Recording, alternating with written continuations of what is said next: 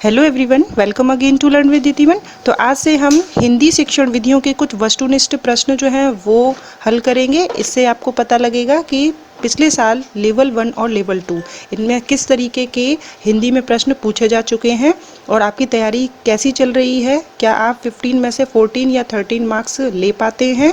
तो देखेंगे आज। आप कॉपी पेन उठा लीजिए और इन क्वेश्चन को अच्छे से पढ़कर और इनके आंसर देने की कोशिश कीजिए। अगर आप इसमें से 15 में से 14 मार्क्स लेते हैं, इसका मतलब आपकी तैयारी बहुत बेहतर चल रही है। और अगर आपके मार्क्स इतने नहीं आ पाते हैं तो आपको क्वेश्चन प्रैक्टिस जो है वो करनी है। हम डेली 15 क्वेश्चन करेंगे तो आपको जो तैयारी जो है वो आपकी और ज़्यादा अच्छे से हो जाएगी। तो चलिए स्टार्ट करते हैं। फर्स्ट है, भाषा सहायक होती है। भाषा किस में सहायक होती है? ऑप्शन 1 है बच्चे के व्यक्तित्व विकास में, सेकंड है बच्चे के समाजीकरण में, अन्य विषयों के शिक्षण में, या उपयुक्त सभी। तो चलिए सोचिए इसका आंसर फटाफट और पेन से अपना आंसर जो है वो टिक कीजिए। देखिए, भाषा जो है वो बच्चे की जो पर्सनैलिटी है उसके डेवलपमेंट में सहायक होती है। बिल्कुल सही है इसका आंसर। जो आपका ऑप्शन नंबर फर्स्ट है बिल्कुल राइट है। बच्चे के समाजीकरण में भाषा जो है वो अहम रोल निभाती है। अन्य विषयों के शिक्षण में, हाँ, अन्य विषयों के शिक्षण में भी इसका अहम रोल है। तो ये तीनों ऑप्शन जो है वो आपके राइट हैं। इसका मतलब ऑप्शन नंबर 4 जो है वो आपका सही होगा। नेक्स्ट पर चलते हैं। बच्चा लाल बहादुर शास्त्री के चित्र पर माला पहनाता है तथा उन्हें नमन करता है। तो बच्चा क्या कर रहा है? लाल बहादुर शास्त्री के चित्र पर माला पहना रहा है और उन्हें नमन कर रहा है। इसका संबंध किस उद्देश्य से है? तो इन ऑप्शन जो है इनको पढ़िए अच्छे से।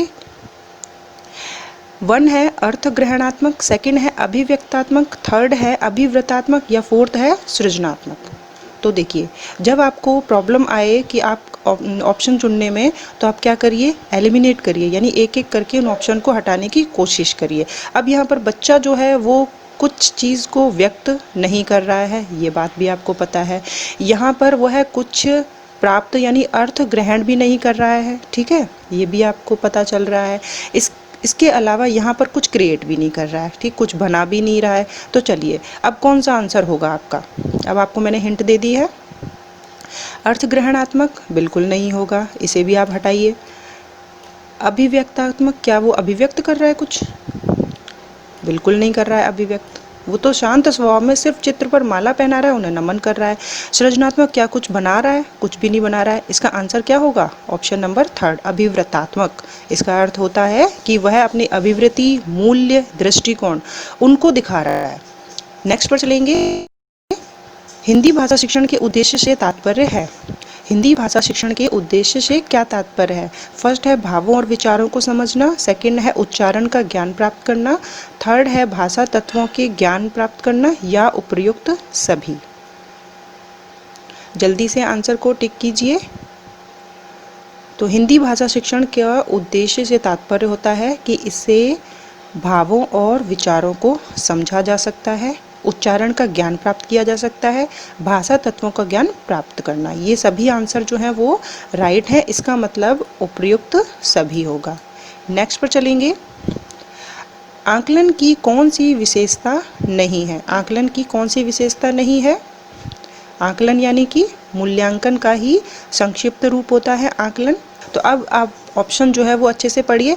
अधिगम एवं विकास को बल प्रदान करने के लिए, सभी बच्चों की तुलना एक दूसरे की प्रगति से करने के लिए, बच्चे की आवश्यकता जानने के लिए, पाठ्यक्रम में लक्ष्यों की प्राप्ति करने के लिए। सबसे पहले आपको क्या ढूंढना है? नहीं वर्ड। आकलन की ये विशेषता नहीं है। तो देखिए, हिंदी शिक्षण विधियों में आप जब कभी ऑप्शन को चुने तो वो ऑप्शन जो है वो नेगेटिविटी शो नहीं करता हो, ठीक है, नकारात्मक पक्ष को बढ़ावा ना दे, ऐसा ऑप्शन जो है वो हमेशा गलत माना जाता है और एक पक्ष को भी ना दिखा रहा हो।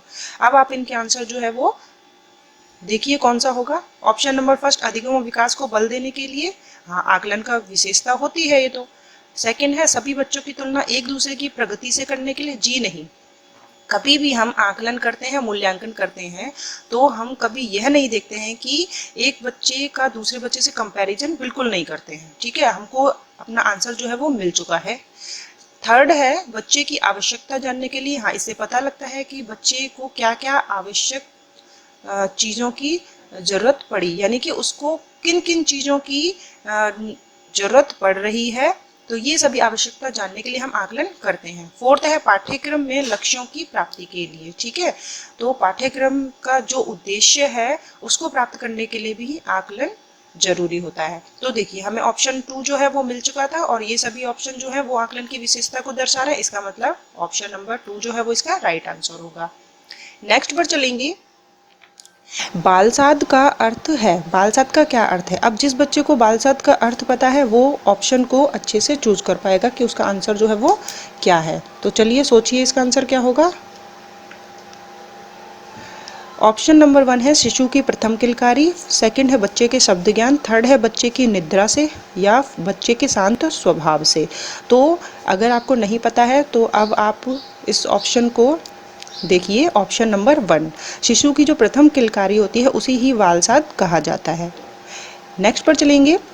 बच्चे सहज स्वाभाविक भाषा का प्रयोग करते हैं। तो देखिए भाषा जो है वह एक सहज रूप में होती है और एक जो मातृभाषा कहलाती है, और दूसरी जो लैंग्वेज होती है यानी कि उसकी जो दूसरी भाषा होती है वो कौन सी होती है, जो उसे सिखाई जाती है, जिसके लिए वह विद्यालय जाता है। तो यहाँ क्या पूछा जा रहा है, बच्चे सहज स्वाभाविक भाषा का प्रयोग कहाँ करते हैं?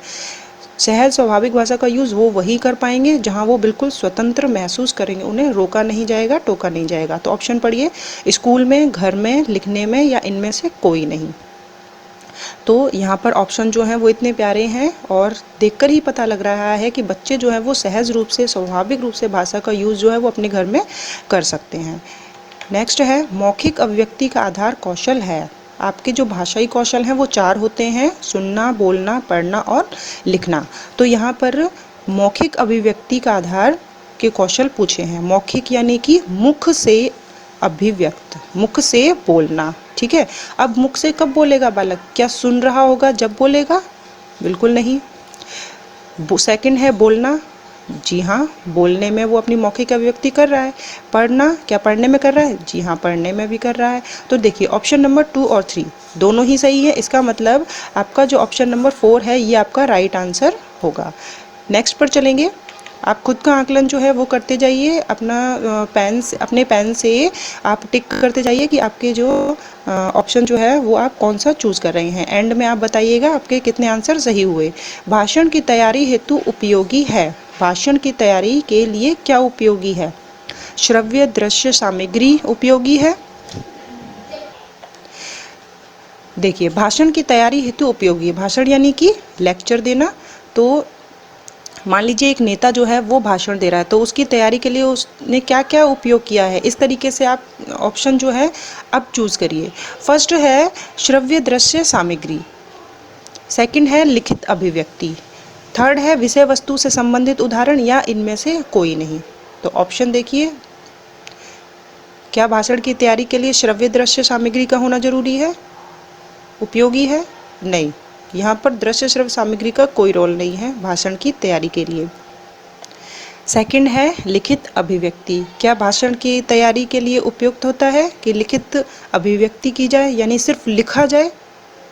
नहीं, ये भी इसका बेहतर नहीं है। विषय वस्तु से संबंधित उदाहरण, जी हाँ, सबसे ज़्यादा जो उपयोगी है वो क्या होगा कि अगर जो कंटेंट है यानी कि जो विषय वस्तु है उससे संबंधित एग्जाम्पल दिए जाएंगे तो भाषण जो है वो बहुत बेहतर होगा। तो इसके लिए सबसे ज़्यादा ज़रूरी है कि किसी भी टॉपिक पर अगर बोला जा रहा है तो उसका एग्जाम्पल जो है वो होना चाहिए। तो ऑप्शन नंबर 3 जो है वो इसका राइट आंसर होगा। नेक्स्ट है मौखिक अभिव्यक्ति का एक रूप है। मौखिक अभिव्यक्ति जो हमने अभी देखा था, मौखिक अभिव्यक्ति क्या होता है? यानी मुख से अभिव्यक्त करना। कहानी पढ़ना, सेकंड है कहानी सुनना, थर्ड है कहानी लिखना या इनमें से कोई नहीं। तो देखिए कहानी पढ़ना क्या मौखिक अभिव्यक्ति है? जी हाँ, कहानी पढ़ना जो है वो बिल्कुल मौखिक अभिव्यक्ति है, क्योंकि हम इससे क्या कर रहे हैं? मुख से अभिव्यक्त कर रहे हैं। कहानी सुनना बिल्कुल नहीं है। कहानी लिखना ये भी मुख से अभिव्यक्त नहीं है, क्योंकि यहाँ पर तो हम लिख रहे हैं। ऑप्शन नंबर 4 जो है वो इसका बिल्कुल भी नहीं होगा। तो आंसर क्या होगा? Option number 1। नेक्स्ट है बच्चों में भाषण देने के कौशल की शुरुआत की जा सकती है। तो बच्चों में भाषण देने के कौशल की शुरुआत कब की जा सकती है? तो चुनिए इसमें से कौन सा आंसर जो है वो राइट होगा। देखिए ऑप्शन नंबर 1 देखिए कि क्लास फर्स्ट का जो बालक है क्या उसको हम भाषण देने के कौशल में दक्ष कर सकते हैं? जी नहीं, क्योंकि अभी तो उसका उच्चारण ही सही नहीं होगा। क्लास फिफ्थ क्लास का बालक जो है तो उससे भाषण देने के कौशल जो है वो उसमें दक्षता प्राप्त कराई जा सकती है। क्लास 8th है, वह भी लेक्चर देने के लिए अगर उसे तैयार किया जाता है तो यह भी आपका राइट आंसर है।